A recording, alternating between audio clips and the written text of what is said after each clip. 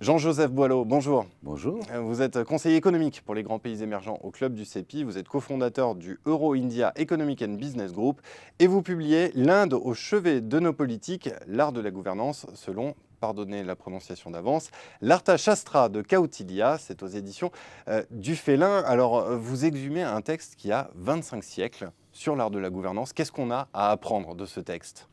Deux choses. La première, c'est une vision historique du monde, parce qu'on a un peu tendance à croire que c'est l'Europe qui en fait a façonné le monde dans lequel nous vivons. J'avais déjà écrit dans Chine d'Afrique qu'en réalité, ces grandes puissances qui étaient la Chine, l'Inde et même des royaumes africains étaient extrêmement prospères et avaient en fait largement développé leurs économies, étaient beaucoup plus riches que l'Europe, qui elle va en réalité, à partir plutôt du XVIe, XVIIe siècle, rentrer dans une révolution industrielle qui va laisser ensuite en arrière les grandes puissances qui étaient donc la Chine, l'Inde pour l'essentiel. Il y a dans ce traité, donc Artha c'est la prospérité, la richesse en sanskrit, et Shastra c'est le traité, le texte. Et il y a dans ce traité une description de la société indienne, alors ça ne s'appelait pas l'Inde d'ailleurs, de la société indienne de l'époque, dans la région de Patna, c'est-à-dire ce qu'on a le Bihar d'aujourd'hui, donc l'état le plus pauvre de l'Inde, de comment on vivait, donc il y a 25 siècles, comment on développait l'agriculture, l'irrigation. Donc on était en réalité à la pointe du progrès, et des travaux qui ont été faits par des ingénieurs agronomes montrent que la mise en valeur du Gange avait fait de cette région une des plus prospères et une des plus peuplées, car l'Inde était déjà extrêmement peuplée. D'ailleurs, vous écrivez dans votre introduction que pendant que les Grecs réfléchissaient à la démocratie, en Inde, on était déjà en train de réfléchir à la gestion de l'appareil d'État et à l'économie. Alors pourquoi ? Eh bien parce qu'à partir du moment où ces États se développent, il s'agit de sortir, comme il le dit bien dans le texte, de l'état de nature et de s'organiser. Et pour ça, il faut un État. Et l'Arthashastra est le premier traité d'un État que j'appelle, moi, moderne. Je sais que ce n'est pas très moderne puisqu'il y a 25 siècles. Et pourquoi ça peut nous servir aujourd'hui ? Pas parce que finalement, on s'aperçoit qu'il y a... Alors j'ai fait une réduction du texte, les détails historiques évidemment ne figurent pas dans l'édition française, mais il y a un certain nombre de principes que je considère comme vraiment universels. Alors lesquels ? Alors, on en a trois qui sont, je crois, dans l'ordre. Le premier, c'est qu'à partir du moment où un État se constitue, la façon de l'organiser, les sanctions et rétributions, les récompenses des agents, des fonctionnaires jouent un rôle primordial. Enfin, il est un manager, ce roi. Deuxièmement, il y a, alors c'est un roi à l'époque, mais il y a un dirigeant, un leader. Et ce qui est extrêmement intéressant, c'est ce va-et-vient entre, puisque c'est de la démocratie représentative, qu'on a délégué en tout état de cause à des dirigeants, le rôle de faire fonctionner la société et notamment l'État, eh bien, il y a un principe de responsabilité du haut vers le bas.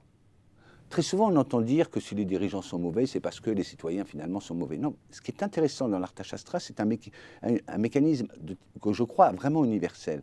Et donc de la qualité à la fois du souverain, de ses ministres, la place accordée au Conseil des ministres et au choix des ministres, aux conseillers, est absolument essentielle. Donc quand ça fonctionne bien, le reste fonctionne bien. Quand ça ne fonctionne pas bien, alors c'est l'ensemble de l'État qui fonctionne mal et c'est l'ensemble de la société qui fonctionne mal. Il ne faut pas oublier que c'est un État, c'est un livre qui traite de la prospérité. La finalité du souverain, c'est d'apporter la prospérité au peuple. Et c'est ça qui est passionnant dans votre livre, c'est que cette exemplarité, c'est le point de départ de toute gouvernance. Vous pensez que c'est ça le principe qu'on a le plus perdu de vue aujourd'hui ? Ah, c'est très clairement. Alors, ça s'appelle vertu, mais je crois qu'on n'utilise plus jamais ce mot. Oui. Exemplarité, j'ai dit. Mais même, ouais, exemplarité. Mais enfin, entre vertu et exemplarité, c'est très différent. La vertu, c'est un principe moral. Et ce mot n'a pas été utilisé du tout pendant la campagne électorale française. Vertu et aussi morale. Alors, dans le texte, le terme sanskrit, c'est un terme très fort, c'est dharma, le dharma. Qui est la condition des deux autres finalités humaines. Alors, ce qui est intéressant, c'est que la prospérité, ce n'est pas seulement s'enrichir matériellement, c'est viser les trois buts de la vie. Le premier, c'est donc le dharma, la loi morale. Chaque individu, mais notamment le leader suprême, doit avoir un sens moral, c'est-à-dire une finalité, mais la fin ne justifie pas tous les moyens. Et les deux autres buts, c'est très intéressant. À l'époque déjà, on parle de Kama, les Kama Sutras, c'est-à-dire le plaisir physique, le plaisir des sens, etc. Et l'autre, le troisième pilier de l'équilibre à l'indienne de la vie, c'est la richesse, au sens vraiment matériel du terme. Et ce qui est intéressant, c'est que dans l'Arthashastra, il explique bien, et c'est très contemporain, je pense. On le voit avec le problème du terrorisme, avec les extrêmes, un peu dans tous les pays, la montée des populismes. La condition de la morale publique et la condition du Kama, de prendre son pied, de son plaisir dans la vie, c'est quand même la prospérité matérielle. C'est quand même la condition pour que les deux autres finalités soient assurées. C'est la raison pour laquelle l'Arthashastra développe beaucoup tout un ensemble de principes économiques. En réalité, c'est la richesse des nations d'Adam Smith, qui sera publié, enfin produit 23 siècles après. J'ai relevé cette phrase, Jean-Joseph Boileau, dans votre livre, que j'ai trouvée très frappante. Prendre le principe de la gouvernance en Inde, c'est prendre les humains tels qu'ils sont et non tels qu'on voudrait qu'ils soient et composer avec eux.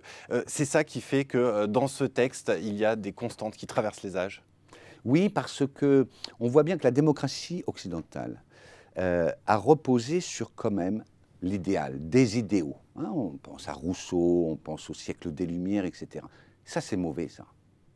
Parce que, par principe, tout le monde veut le bien, mais on s'aperçoit que le mal existe aussi. Donc, si on ne prend pas le monde tel qu'il est, et c'est ce que fait l'Arthashastra, ce sont des penseurs exceptionnels à l'époque, et donc, on ne prend pas le fameux fonctionnaire hein, qui, eh bien voilà, et par définition, il ne faut pas partir du principe qu'il est bon ou qu'il est mauvais. Il est les deux à la fois, donc il sera aussi mauvais. Et donc, s'il a du poison sur la langue, eh bien, il aura tendance à l'avaler, ou s'il a du sucre, à l'avaler aussi.